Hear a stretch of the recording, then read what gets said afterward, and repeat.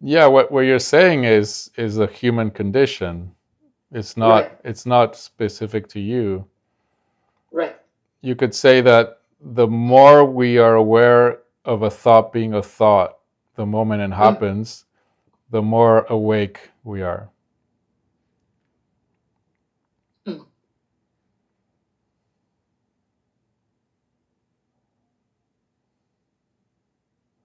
And so that's Okay, why so many meditation practices focus on observing the mind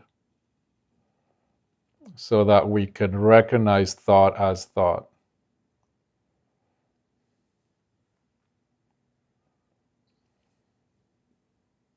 And then there's a whole process of understanding the mechanics of thought, of the mind. But first, we need to notice what a thought is. And some are easier to notice than others.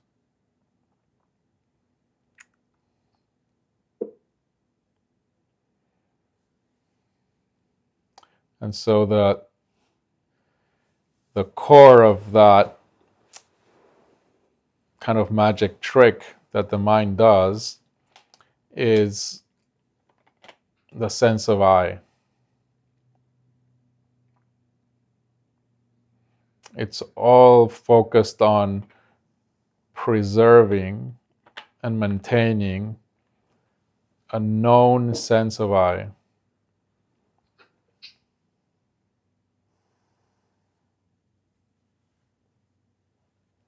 And in order for that to happen, we need to not know that a thought is a thought.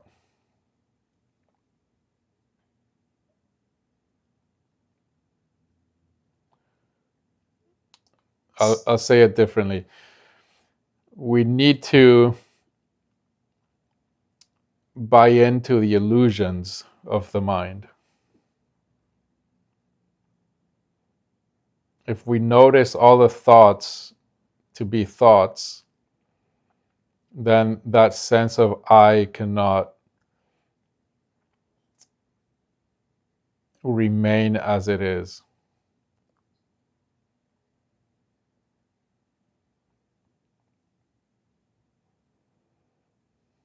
It's the core, the anchor of all the that cyclic mental activity.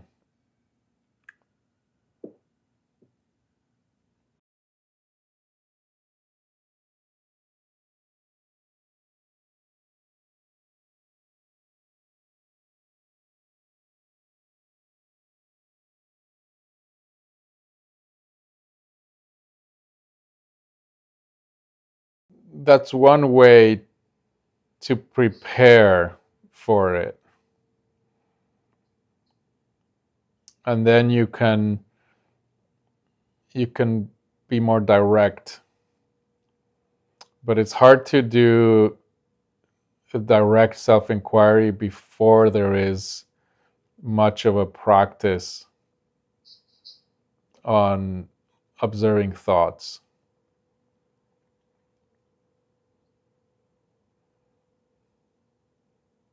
It can happen. There's no rules, but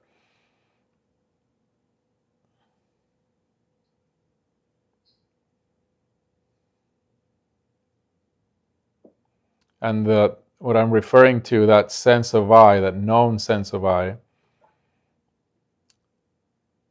has to do with a deep belief in knowing what we are.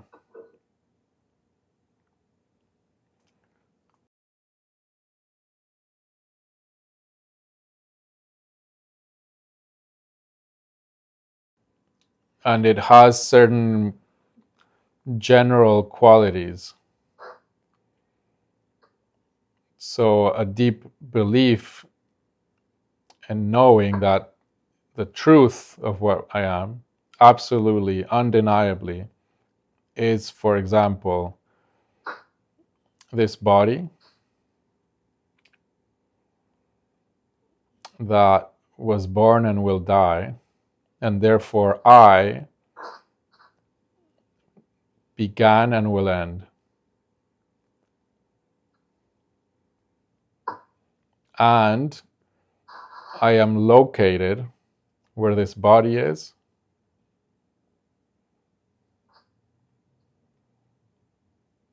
and there's a center, which I am, that chooses and controls. The sense of an agency, of agent.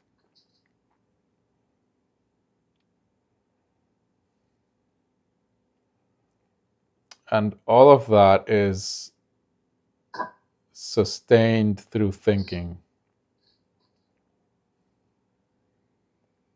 And so, for example, it's going to name and create a map of our experience. For example, it's going to say that is over there and I am over here. That is not me and this is me.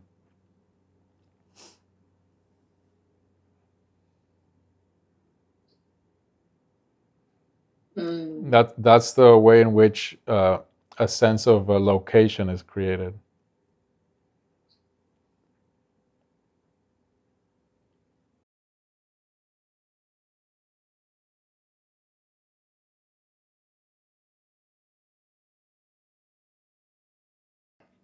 Yeah, so what can happen is you can see that what you thought you were, the core of what you experience yourself to be, this is going to be hard to describe accurately, but you can come to see that that is a thought.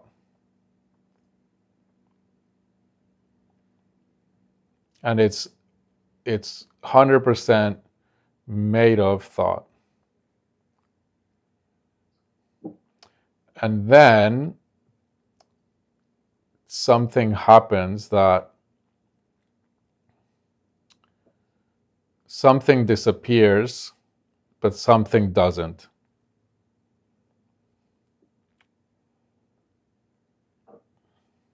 And then that which disappears, which is created by thought, can come back.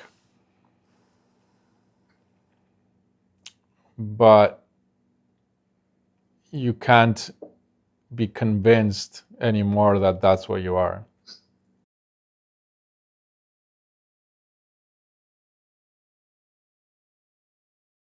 Sensations can go and can come. Depends on how it happens. You could say if it's partially or fully. So this what I'm describing can happen while sensations remain, while perception, sound, sight remains. And it can happen simultaneously with sensations, perceptions also stopping.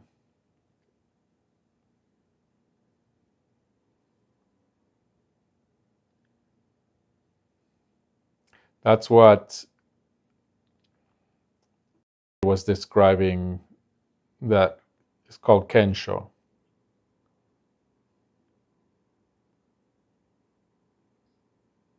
In the Zen tradition. Yes, you're welcome.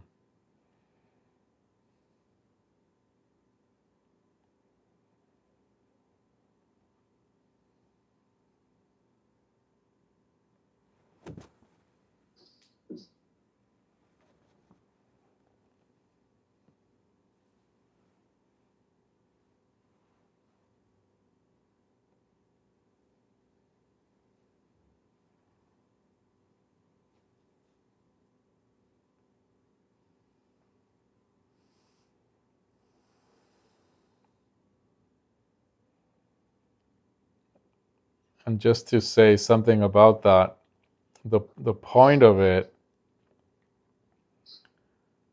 is that we can, in a sense, wake up from a dream based on something which isn't real.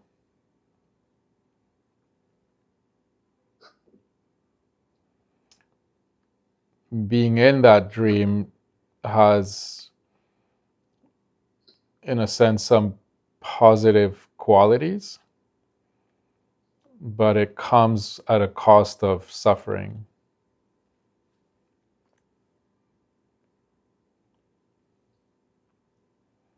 And so what usually happens is that we're balancing the benefits with a cost. And at some point, the suffering becomes more than the benefit.